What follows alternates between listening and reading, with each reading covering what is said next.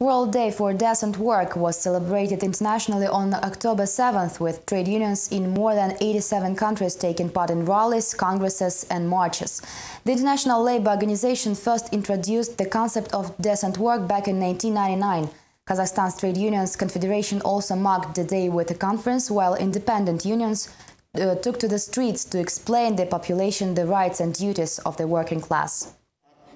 On the eve of the World Day for Decent Work, the General Confederation of the CIS Trade Unions has awarded the President of Kazakhstan with a Golden Badge of Honor for his service to the trade union movement. While talking about this at a special convention, the chair of the officially recognized trade union, Siyazbek Mukashev, emphasized that it is hard to overestimate the role state plays in the workers' lives.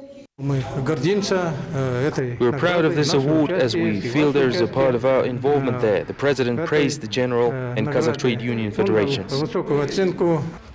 Independent trade union leaders consider the State Federation too official. This organization rarely takes principal positions in labor disputes but enjoys the full support of the authorities. At the same time, independent unions often exist illegally, forced to fight daily for their right to defend workers' position. For instance, in southern Kazakhstan, activists had to distribute leaflets and talk directly to the people to explain them what decent labor is.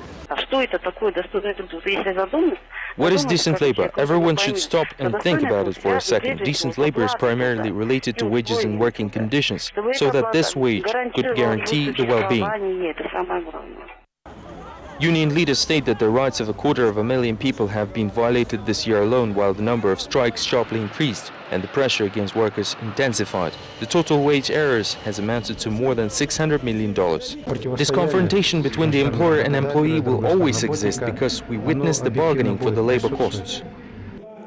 International trade unions forwarded 3 key demands this year: the increase in jobs, the state effort for the economic recovery, and the main one, the financial sector must pay for the damage inflicted during the crisis. A report about the results will be presented next year, although it is noted that the countries with weak trade union movements should not expect any changes.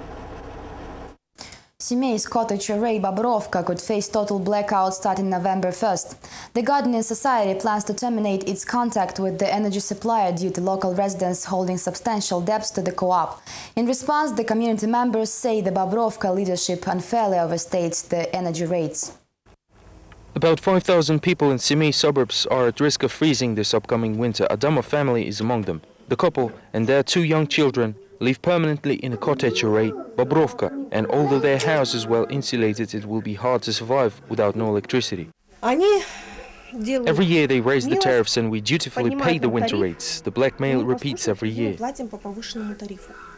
Bobrovka leadership intends to terminate its contract with the energy supplier starting November 1st, while blaming local residents in chronic non-payment and electricity theft.